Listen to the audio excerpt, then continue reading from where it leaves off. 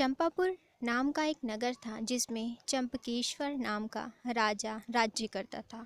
उसकी सुलोचना नाम की रानी थी और त्रिभुवन सुंदरी नाम की कन्या राजकुमारी यथा नाम तथा गुण थी।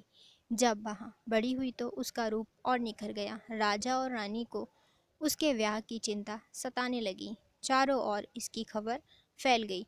बहुत से राजाओं ने अपनी अपनी तस्वीरें बनवाकर भेजी, पर राजकुमारी ने किसी को भी पसंद न किया।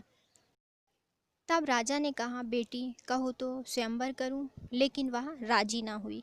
आखिर राजा ने तय किया कि वह उसका विवाह उस आदमी के साथ करेगा जो रूप, बल और ज्ञान इन तीनों में बड़ा चढ़ा होगा। एक दिन राजा के पास 4 देश के 4 वर आए। एक ने कहा, मैं एक कपड़ा बनाकर 5 लाख रुपए में बेचता हूँ। 1 लाख देवता को चढ़ाता हूँ, 1 लाख अपने अंग को लगाता हूँ, 1 लाख स्त्री के लिए रखता हूँ और 1 लाख से अपने खाने पीने का खर्च चलाता हूँ। इस विद्या को कोई और नहीं जानता। दूसरा बोला, मैं जल थल के पशुओं की भाषा जानता हूँ। तीसरे ने कहा, मैं इतना शास्त्र पढ़ा हूँ कि मेरा कोई मुकाबला नहीं कर सकता। और चौथे ने कहा, मैं शब्द भेदी तीर चलाना जानता हूँ।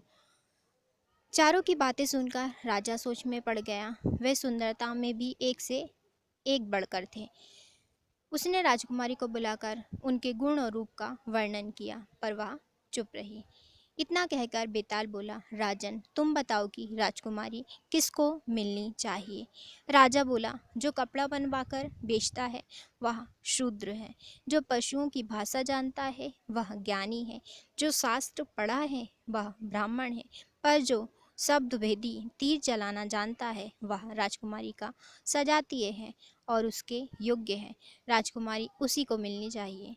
राजा के इतना कहते ही वेताल गायब हो गया। राजा बेचारा वापस लौटा और उसे लेकर चला तो उसने 10वीं कहानी सुनाई।